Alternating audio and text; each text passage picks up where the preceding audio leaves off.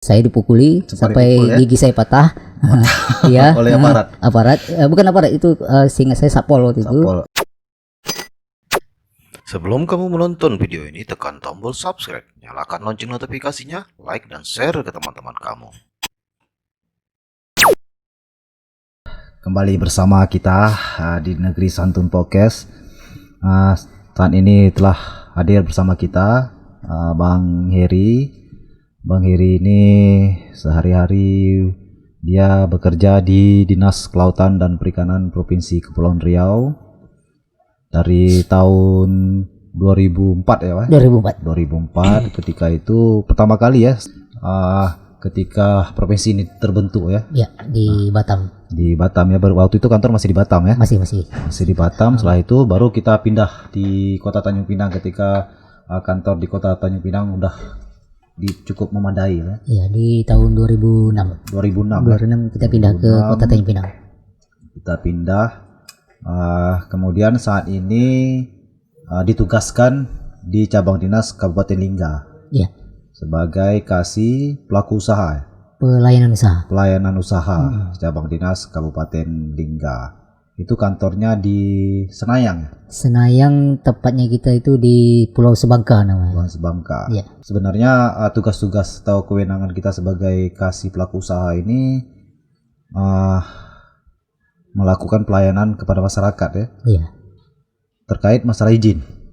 Izin semua, kalau untuk tupoksinya tetap menjalankan izin, tapi secara untuk wewenang semua situ tergabung di situ, kita juga ada pengawasan. Ada pengawasan terkait masalah masih kemudian izin terkait budidaya, izin tangkap, mereka boleh mengajukan izin usahanya di cabang dinas. Ya. Kemudian cabang dinas memprosesnya begitu ya? Siap. Memprosesnya sampai ke Dinas Kelautan dan Perikanan di Kota Tanjung Pinang ya. Ya. Oh iya, sebelum itu mungkin saya kira Bang Heri ini udah tidak terlalu asing lagi lah di Kota Tanjung Pinang lah khususnya, karena memang lahir di sini ya. Iya. Di Kota Tanjung Pinang, kemudian juga melanjutkan studinya di Pekanbaru ya. Iya. Pekanbaru. Nah, ketika masih mahasiswa, kita ingin mulai ketika masih mahasiswa ini dulu cukup aktif dari kegiatan-kegiatan baik di kampus maupun kegiatan-kegiatan di luar kampus ya.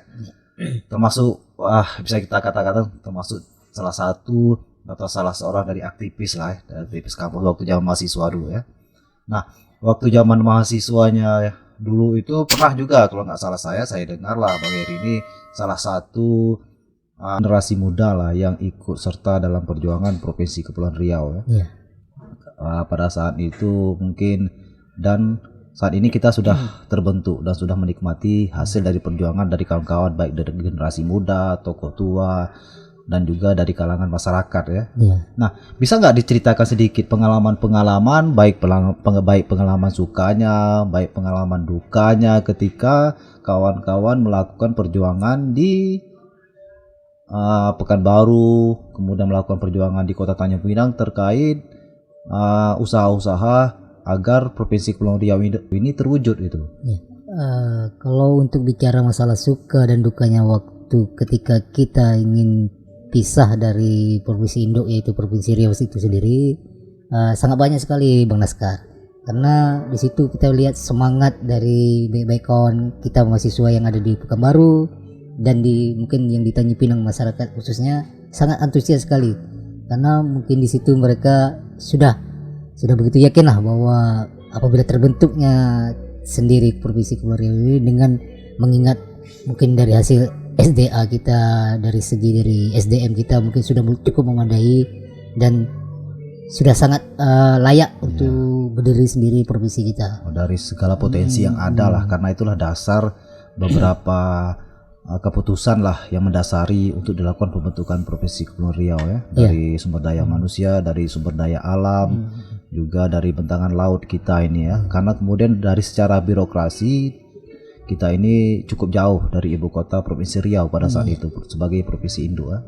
Karena itulah beberapa masyarakat, beberapa tokoh ini berembuk bahwa kita harus untuk membentuk Provinsi Kepulauan Riau. Nah, dari sisi pengalaman ketika melakukan perjuangan dulu, ada kejadian-kejadian tidak ada atau kejadian-kejadian yang sangat berkesan pada saat itu? Sangat banyak sekali Panaskar atau Panasar saya sebut, sangat banyak sekali. Karena kalau untuk pribadi sendiri kita banyak, mungkin pada saat itu yang bisa diingat dua momen ketika sudah bergerak di Tanjung Pinang. Itu ada dua momen yang saya ingat, yang saya tahu bahwa di situ momen pertama adalah ketika kita menduduki pelabuhan yang saat itu mungkin kita merasa bahwa tuntutan kita belum disetujui, belum dipenuhi, bahwa hari itu semua mahasiswa Pekanbaru yang tergabung mungkin dari Pekanbaru, dari Jawa pun sangat antusias menduduki pelabuhan dalam satu hari itu. Nah, dalam satu hari sempat sempat ya? Satu hari. Berarti waktu itu aktivitas transportasi terhenti ya? Untuk di domestiknya aja. Domestik enggak, maaf, untuk yang di internasional aja. Kalau untuk di domestik masih seperti biasa, kegiatan masih ada orang untuk melakukan kegiatan di situ untuk berangkat kemana-mana kan. Waktu itu memang tujuannya kalau nggak salah ini untuk menunjukkan kepada baik pemerintah induk waktu itu Provinsi Riau maupun pemerintah pusat bahwa Provinsi Kepulauan Riau ini serius untuk dibentuk dari kalangan masyarakat kan. Selain itu, selain momen-momen seperti itu, ada nggak dari sisi momen pribadi pada saat itu? Saya dengar kemarin ada pernah waktu kejadian di ini ya di dalam Lantamal atau di Samsat kejadian. Nah, itulah tadi yang kita mencoba mengulas kembali dua momen ya. Itu satu momen tadi di pelabuhan, dan yang sangat berharga bagi saya pribadi ataupun teman-teman yang merasa kemarin ada sedikit gontokan dengan aparat ataupun dengan siapapun. Pada waktu itu, ketika itu setelah satu hari itu kita balik semua, kita didiamkan di asrama haji. Di situ kita kumpul semua, di situ kita nginap, dan untuk besok harinya kita akan bergerak lagi ke pelabuhan untuk melakukan aksi selanjutnya. Yang saya tahu ini cerita yang karena saya ada di hari itu. Nah, ketika mahasiswa hari itu mau bergerak dari asrama haji mau ke pelabuhan itu menggunakan long march. Kita tidak menggunakan transportasi, kita menggunakan long march, jalan kaki dari pelabuhan dari asrama haji. Kebesokan hari itu setelah kita menduduki pelabuhan. Besoknya kita melaksanakan long march dan terhenti di Samsat waktu itu. Ketika itu mungkin rekan-rekan melihat awalnya sih bendera yang sudah kumuh dan sudah tidak layak untuk dikibarkan di kantor kantor Samsat, karena kita pikir karena Samsat itu kan mungkin pendapatannya lebih, kenapa bendera yang segitu sudah buruk tidak bisa tergantikan dengan baru dengan harga yang sekian ribu rupiah lah mungkin sekitar waktu itu, mungkin ataupun puluhan ribu lah, belasan ribu mungkin waktu itu. Dan di situ mungkin rekan-rekan terhenti dan merasa orasinya waktu itu bahwa ketika sudah terjadi perbuatan Kepri, mungkin seharusnya Samsat ini tidak berubah nama Samsat lagi, jadi berubah menjadi Dispenda mungkin waktu itu. Dan diiringi dengan orasi saudara Jeb waktu itu dari rekan kita Undri, yang sempat juga sama-sama kita terjadi gontokan waktu itu. Nah, ketika sekitar mungkin agak siang, sekitar jam 1 atau jam setengah 2, nah mulai di situ terjadi adu fisik dengan aparat, yang mungkin pada saat itu mahasiswa sudah geram ataupun sudah sangat geram sekali lah mungkin dengan orasi Jeb yang sangat semangat hari itu. Hampir isunya kita ingin merobohkan pagar, padahal itu tidak ada sama sekali isunya seperti itu. Mungkin entah kita nggak tahu dari belakang ada seseorang yang memprovokator atau bagaimana. Nah, disitulah semua konsentrasi mahasiswa buyar ketika mendengar suatu tembakan pistol ataupun suara apalah seperti itu. Kita lari semua, bubar, dan saya pribadi sempat melepaskan atribut semua, dari segi mungkin dari ikat tali tangan ataupun kepala waktu itu untuk menghilangkan identitas. Dan banyak juga rekan-rekan juga yang cewek-cewek kita yang itu mereka lari kemana dengan melepaskan jilbab sampai masuk ke rumah makan, sampai masuk ke balik ke asrama haji juga ataupun ke rumah-rumah orang masuk itu. Dan saya pribadi saya sempat lari ke belakang ke area Pemedan, dan pada saat itu temboknya sangat tinggi dan tidak mungkin saya untuk memanjatnya dan rekan-rekan pun sudah kelelahan waktu itu. Kebetulan mungkin ada juga adik saya yang sempat diselamatkan oleh kawannya untuk naik ke pagar lari ke belakang, dan saya sendiri tidak sempat lari.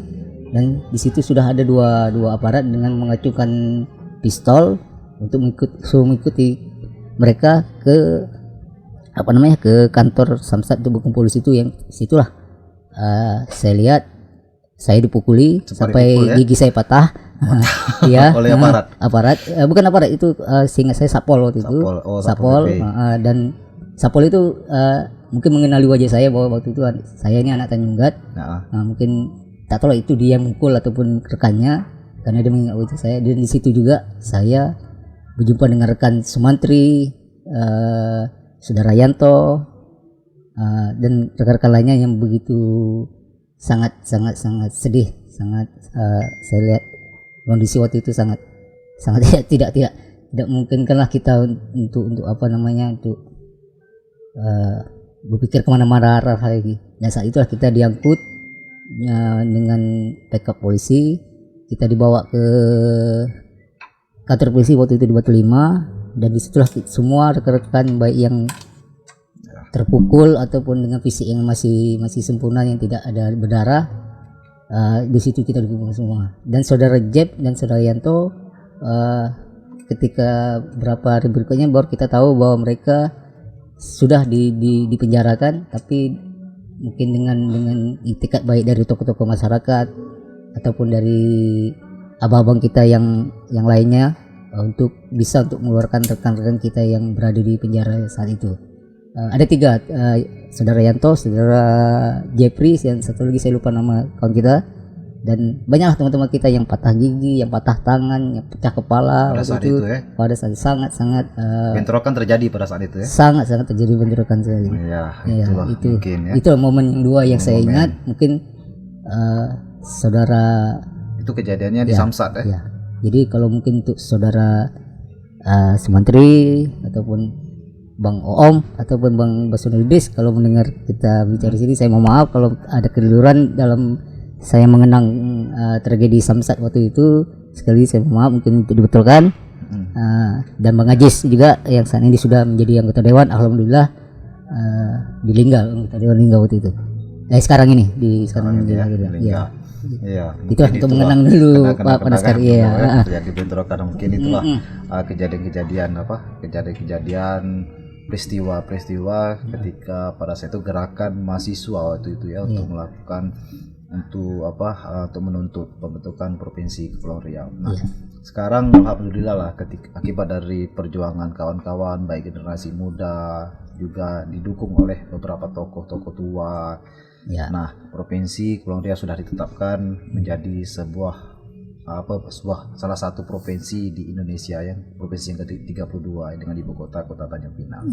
Nah, melihat dari sisi perjuangan, kemudian kita juga ingin melihat setelah kawan-kawan melakukan perjuangan ini, kondisi provinsi Kepulauan Riau sudah ditetapkan, ada beberapa kepala daerah kan. Nah, mungkin banyak dari kalangan muda pada saat itu melakukan perjuangannya. Ada beberapa yang memang sudah mendapatkan baik karir, baik dari sisi mereka mengembangkan usaha sudah mulai nampak seperti beberapa orang lah ya, sudah mulai jadi anggota DPRD, kemudian juga duduk di pemerintahan, kayaknya sudah terbayar di partai politik beberapa di partai politik juga ada juga melakukan swasta dalam hal untuk mengembangkan diri. Nah, kita melihat saat ini setelah terbentuk Provinsi Kepulauan Riau, pertumbuhan ekonomi di Provinsi Kepulauan Riau ini perlahan-lahan sudah mulai nampak itu ya. Sudah mulai nampak dari proses pembangunan terbentuknya, dan infrastruktur sudah mulai seperti halnya pelabuhan-pelabuhan sudah dilakukan renovasi, sudah dan banyak transportasi juga semakin lancar. Yang dulunya memang dari jangkauan kekayaan Ampas Natuna ini belum ada transportasi, begitu sulit, bahkan 1 bulan sekali belum tentu ada. Sekarang alhamdulillah ya. Alhamdulillah sekali sekarang.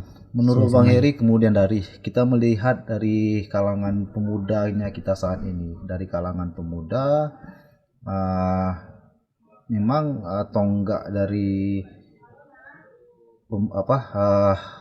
Provinsi Kepulauan Riau ini adalah pemuda untuk memajukan kemajuan daerahnya. Kan ini kan pemuda sebenarnya. Melihat kondisi pemuda kita saat ini, terutama dari beberapa daerah kabupaten kota, dalam hal ini memang kesulitan, beberapa kesulitan kita dalam hal untuk menghidupi diri sendiri. Ini memang mereka dari mengharap dari sebuah pekerjaan belum ada. Mungkin sebagian itu belum mendapatkan pekerjaan yang layak lah untuk dikatakan seperti itu kan.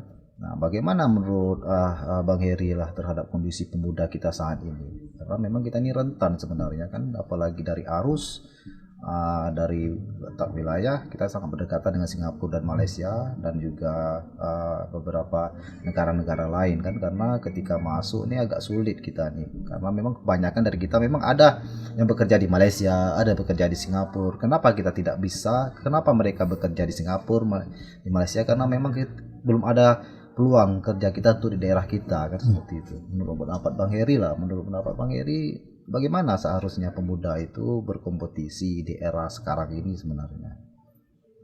Apakah memang kita menciptakan wira swasta muda baru, atau bagaimana yang harus kita lakukan lah untuk aktivitas muda dengan ketika memang sudah terbentuk Provinsi Kepri ini sebenarnya?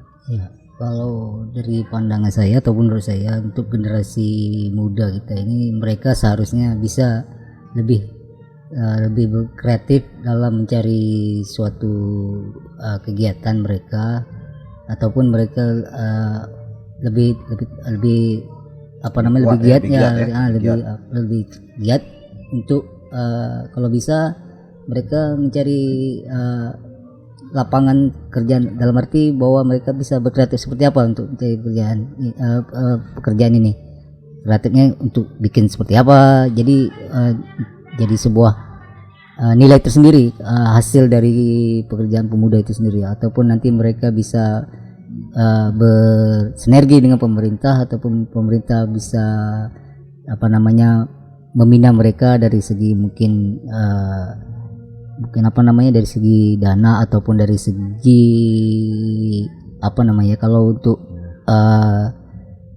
tempat yang bisa mereka lakukan sekreatif mungkin mereka bisa mengikuti dengan balai ada sekarang kita sudah ada balai pekerjaan, mungkin mereka di situ bisa terampil, bisa berkarya untuk apa yang bisa mereka tampilkan dalam kerja mereka itu. Jadi pemuda sekarang ini saya lihat sebenarnya sih potensi mereka banyak, bisa berbuat, cuma mereka mungkin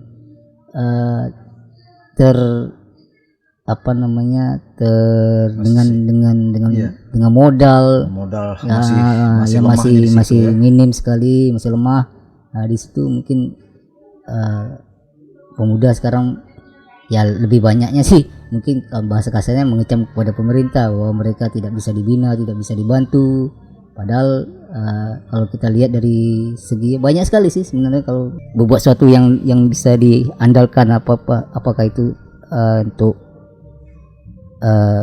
kalau untuk Kepri ini bisa ditonjolkan lah sesuatu yang lebih karena kita di sini kan lebih bahasa Melayu. Apa sih kira-kira yang bisa ditampilkan di negeri kita yang seperti ini gitu, jadi tidak mencolok seperti apa gitu ya. Kita memang sebenarnya pemuda kita ini tersebar, mereka kadang-kadang terisolasi di pulau-pulau kan ya, kebiasaan mereka kadang-kadang nelayan, budidaya, karena memang mereka ini menggali potensi laut kita sebenarnya ya.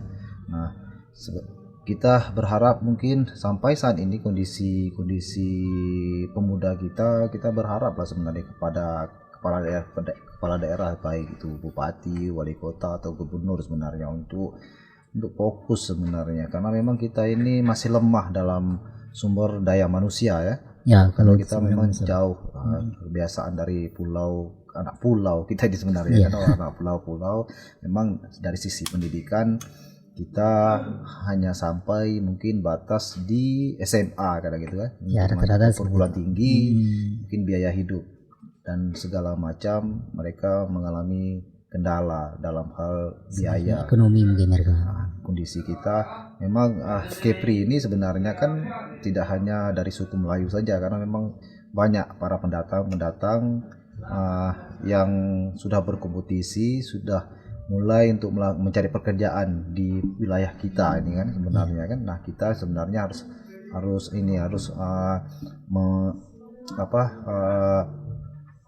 mempersiapkan diri untuk berkompetisi Ya, dengan bersaing. mereka yang mencari pekerjaan dari luar Provinsi Kepulauan Riau. Sebenarnya kesiapan kita banyak sebenarnya kalau kita kaji. Sebenarnya kalau kita kaji dari sisi potensi agak susah bagi mereka untuk berusaha Ya, gitu ya, kan. tidak Sebenarnya kan dari susah sisi sekali laut ya sebenarnya kalau itu mereka kan asal mereka mau saja. mau. Jangan kita mempergunakan peribahasa Melayu, kais pagi makan pagi, kais petang makan petang. Ya. Kan? Kalau bisa kita kais pagi ini mungkin ya untuk makan besok-besok hari atau lusa hari ya. Begitulah sebenarnya kan. Tapi ya begitulah, karena memang kita akui bahwa daerah kita ini masih daerah yang belum berkembang sangat itu kan. Ya, karena masih baru kita dengan Kita baru 17 tahun ya kita baru terbentuk ini. Kemarin kita juga sebenarnya sudah melakukan pilkada serentak itu kan, pilkada serentak pada tanggal 9 Desember lalu kan. Kita berharap sebenarnya siapapun yang duduk sebagai kepala daerah untuk fokus kepada pertumbuhan ekonomi maupun untuk kesejahteraan masyarakat sebenarnya kan, terutama pemuda nih kan, karena pemuda adalah estafet yang akan melanjutkan kemajuan daerah sebenarnya kan. Nah, generasi yang kita harapkan untuk besoknya lah. Dari Bang Heri sendiri sebenarnya tipikal pemimpin yang seperti apa yang kita harapkan agar daerah ini benar-benar maju? Ya, kalau untuk bicara masalah tipikal itu sepertinya kalau Bang Naskar itu tidak itu nomor 2 ataupun nomor sekian lah kalau kita untuk bicarakan, karena di sini kita betul-betul minta bahwa pemimpin yang akan memimpin di negeri kita ini sendiri, dia betul-betul harus lebih memandang ke depan untuk mensejahterakan bagaimana masyarakat Kepri itu sendiri, tidak terlalu egois dengan suatu dirinya ataupun suatu yang di belakang embel-embelnya, bahwa pemimpin tuh saya rasa cukup ini aja lah, namanya dia sederhana tapi lebih mengayomi ke masyarakat Kepri, dengan mengayomi masyarakat Kepri ke depannya. Mudah-mudahan masyarakat Kepri lebih sejahtera, lebih bagus, lebih berdaya saing dari daerah-daerah lainnya. Mungkin saya seperti itu ya. Kalau untuk tipe saya rasa itu untuk nomor sekian lah, dari segi fisik, dari segi untuk dia katakanlah loyal kemana-mana, itu mungkin untuk nomor sekian aja gitu Mas Naskar. Iya, kalau saya memandang begini kita ini butuh pemimpin yang bisa mencari peluang-peluang sumber-sumber pendanaan untuk membangun daerah kita. Tidak hanya kita mengandalkan pendapatan asli daerah kita, karena masih terbesar dari ini ya, dari pajak sebenarnya kan. Akan tetapi dari pajaknya tidak akan bisa menutupi untuk pembangunan di Provinsi Kepulauan Riau. Dengan sumber pembiayaan dari pihak luar maupun dari anggaran pendapatan belanja negara ini, ketika dikucurkan mampu bisa mensejahterakan masyarakat itu, mampu mensejahterakan masyarakat. Ya, disondingkan lah dengan anggaran yang lainnya. Dengan yang lainnya, kemudian ketika dana itu dikucurkan, pemuda kita pun bisa memperoleh pekerjaan, ataupun pemuda kita bisa mendapatkan biaya-biaya untuk menciptakan lapangan pekerjaan, baik untuk meningkatkan usaha budidaya, usaha nelayan, petani, ternak. Jadi mereka punya peluang. Ketika mereka berusaha, pasar sudah terjamin, gitu kan. Nah, dengan pasar terjamin, mudah-mudahan usaha bisa maju. Nah, kemampuan kita membangun daerah ini memang sebenarnya masih tergantung gitu ya, tergantung dari pihak luar kemudian dari pihak dalam. Nah, inilah sebenarnya kepiawaian dari seorang pemimpin yang kita harapkan ya. Iya. Kita harapkan pemimpin yang tidak hanya bisa menghabiskan anggaran, Iya. tapi bagaimana pemimpin yang kita harapkan adalah mencari anggaran. Iya. Seperti halnya juga rumah tangga, kita kepala rumah tangga ini bekerja untuk menghasilkan pendapatan kita meningkat. Ya kan, kalau hanya menghabiskan membelanjakan anggaran kita yang sudah ada, siapapun bisa kan gitu kan, siapapun bisa.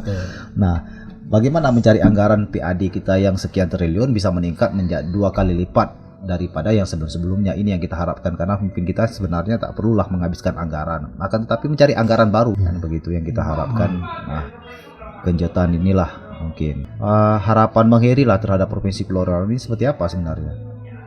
Harapan ke depannya seperti apa dari proses pembentukan Provinsi Kepulauan Riau ini? Sebenarnya kan kenapa Provinsi Kepulauan Riau ini terbentuk? Sebenarnya kan untuk kesejahteraan masyarakat kan? Iya. Mudah bagi masyarakat kita dalam hal berusaha, kemudian peningkatan. Sebenarnya kita ingin menciptakan masyarakat kita sebagai orang kaya baru setelah terbentuknya, sebenarnya gitu kan. Kedepannya harapan ketika sudah terbentuk ini seperti apa menurut Bang Heri lah? Untuk harapan kedepannya bagi saya, untuk masyarakat Kepri ataupun Provinsi Kepulauan Riau itu sendiri, mungkin tidak muluk-muluk lah saudara Naskar. Mungkin masyarakat Kepri ini bisa lebih maju, lebih bisa makmur, dan ibaratnya tidak ketinggalan dengan daerah lainnya lah. Mungkin lebih maju dengan karya anak daerah sendiri. Ya, saya pikir ya ini mungkin karena masih 17 tahun terbentuk, mungkin lebih ya mungkin agak mungkin lebih estafet step-step lah langkah berikut. Tapi mungkin saya pikir ibarat kita macam mau mendirikan negara Indonesia yang dulu lah, dengan belum ada apa tapi sudah siap menjadi negara sendiri. Mungkin dengan sudah adanya fasilitas ataupun sudah ada prasarana infrastruktur yang sudah ada, mungkin lebih menunjang lagi, lebih semangat lagi masyarakat Kepri sendiri untuk kedepannya. Ya apa sih yang lebih untuk memajukan, untuk memakmurkan masyarakat Kepri ini sendiri? Ya saya pikir dari segi pendidikan lebih bagus, dari segi kesehatan juga lebih bagus. Ya, mungkin seperti itu. Mungkin ya itulah, nggak boleh mensejarahkan masyarakat dan memakmurkan rakyat Kepri ini. Ya berarti yang sudah ada nih perlu untuk ditingkatkan ya. Dari sisi kesehatan kita sudah punya rumah sakit ya.